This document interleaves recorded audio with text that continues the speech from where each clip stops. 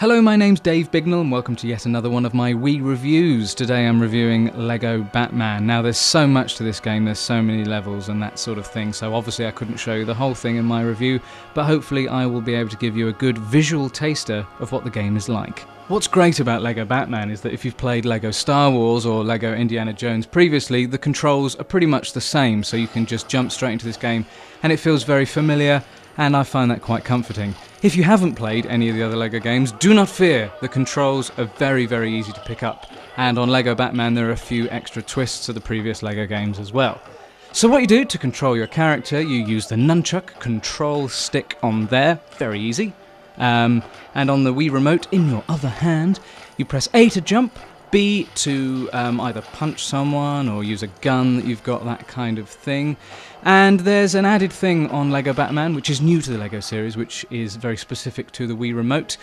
Batman, as you may or may not know, has a Batarang. And what you can do on this game is you have like a little Batman symbol. If you point the remote at somewhere on the screen and hold down the B button, you can actually throw your Batarang at that object, as long as that's an object you can destroy with the Batarang. So that's something extra in the controls, and it's great, and it's a little welcome thing, and it just further expands the puzzles. Now, from a film point of view, there have been many different versions of Batman, obviously the most recent being The Dark Knight. Fantastic film. What they've done in Lego Batman, and they haven't stuck to any specific Batman film because, you know, there's been a few different variations, so they've made up their own stories basically to surround this game, but they have included the score from the original Batman by Danny Elfman, so that's quite nice. There's some familiar themes and tunes that come out there, very much like in Indiana Jones and Star Wars. You hear a lot of John Williams music throughout, and it just gives you a fantastic atmosphere, and it feels like you're kind of in a film, but you're Lego, so that's interesting, but it really does give it an extra dimension, and I think without a proper score like the other games it would have lost quite a lot, so I'm very pleased to hear that they've included a full orchestral score throughout the game. As with previous Lego games, there are two modes in which you can play the game. There's story mode, and that follows the story of the game, and you get given the characters you play on that specific level. So initially you go in as Batman and Robin, and you go in and complete the level. Great, hurrah! Once you've completed that level, you unlock free play mode, which is where the real genius of the Lego games happens. Throughout the game you unlock and purchase new characters. Each character has a different ability or weapon, which allows you to access different areas of the level, which were previously inaccessible.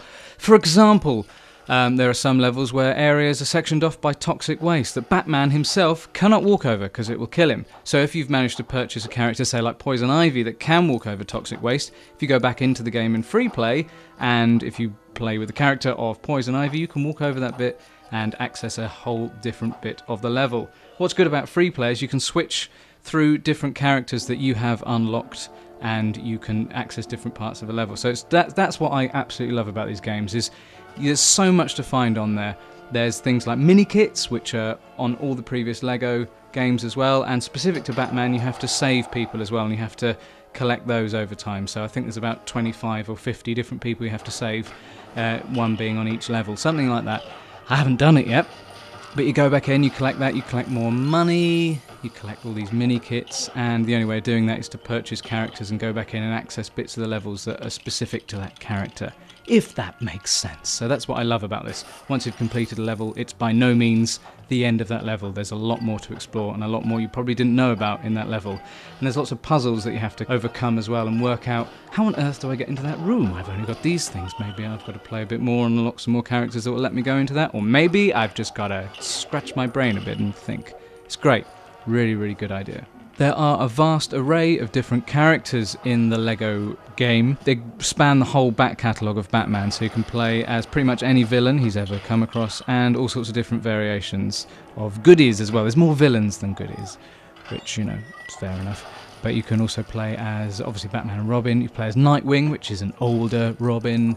You can play as Bruce Wayne, doesn't do very much, but you can play as him. You can play as Alfred the Butler, that kind of thing. So there's all sorts of different characters you can unlock. But as well as unlocking characters, you can also get different suits for Batman and Robin, which give them different abilities. You get these quite early on in the game. So for example, Batman also has a heat suit, which means he can walk through very hot things. Good for him.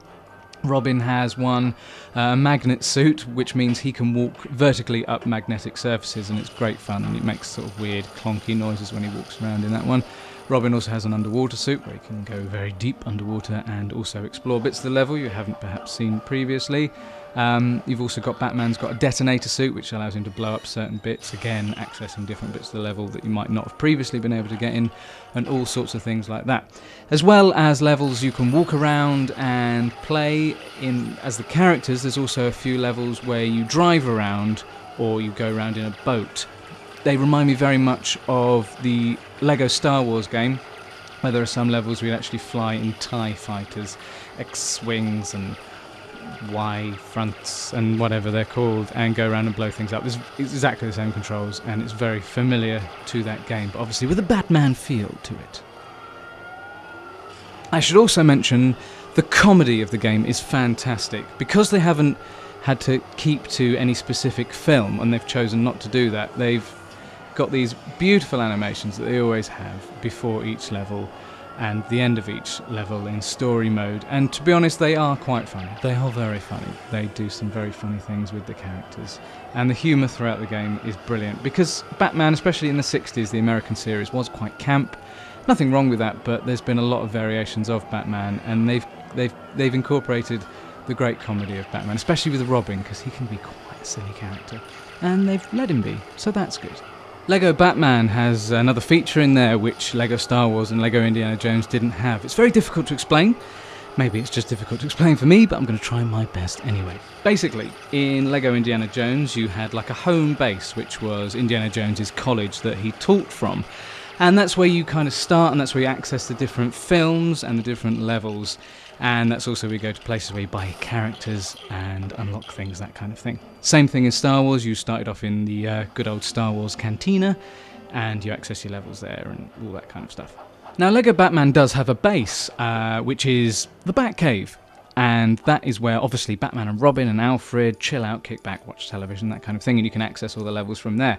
Now, when I first started playing this, I thought, hang on a minute, there's only 3 episodes, each with 5 levels in. That's not many at all. What's going on? The previous games had a lot more levels. But I thought, well, maybe they're massive levels. And they are pretty big, don't get me wrong. But I did think they were lacking in, the amount of levels that were there, considering how many they put into the previous games. That's until I unlocked Arkham Asylum. Now, if you play the first episode, complete that all in story mode, you can then go into Arkham Asylum, which is a base for the villains. And in there, you can go into the levels that were on the Batcave side, but from a villain's point of view, if that makes sense. So basically, they're whole new levels, but from the villain's point of view. For example, let's say in the Batcave you were in the Poison Ivy level, which is very nice actually. It's the sort of all the trees and that kind of thing. Now, there's certain things you have to do as the goodies to get through the level, and you can complete that. But as the villains, there's certain things you have to do as a villain in that level to complete that. So your goal is perhaps to steal money, kill people, that kind of thing. And in the goodies one, it's to try and get the villain at the end.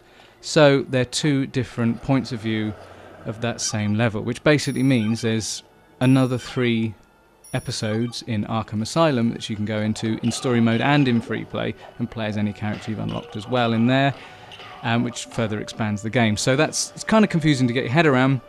It's easier just to play it and see what I'm on about, but basically Arkham Asylum is the villain perspective of the levels that you've done in the Batcave. So it further expands the game, more characters to unlock and more parts of the levels to explore. It's a brilliant idea, and it was a complete surprise. I thought, they just haven't put so many levels on here, and suddenly you've got all these other ones. It's like, wow, amazing.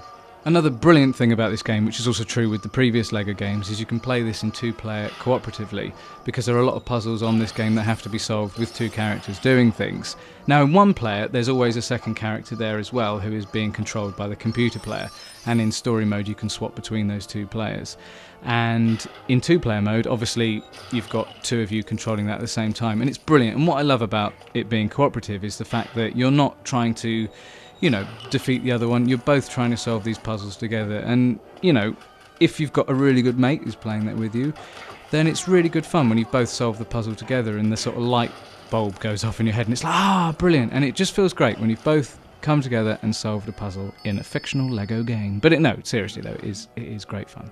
In conclusion, on the negative side, as with other puzzle games, once you've completed this game, that kind of ends it for you. It's very difficult to then go back into the game and find the puzzles new and interesting because you've already completed them once, if that makes sense. And the other thing as well about this game, it doesn't really use the Wii to its full potential with all movement controls. It's a more just sitting down in the living room game. It could be on just a normal control pad. So it being on the Wii probably doesn't make much difference, you know, in regards to it being on another platform like a PlayStation, something like that. It's probably the same on all the different consoles. On the positive side, however, I have got nothing but praise for this game. It is so much fun. The graphics are brilliant, the puzzles are great, there's so much to go back into and explore.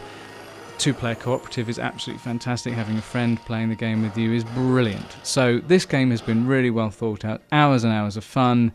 And if you don't like Batman or don't really know Batman or don't know the previous Lego games, doesn't matter. You can jump in, pick it up, enjoy it. So I give this game a 9 out of 10.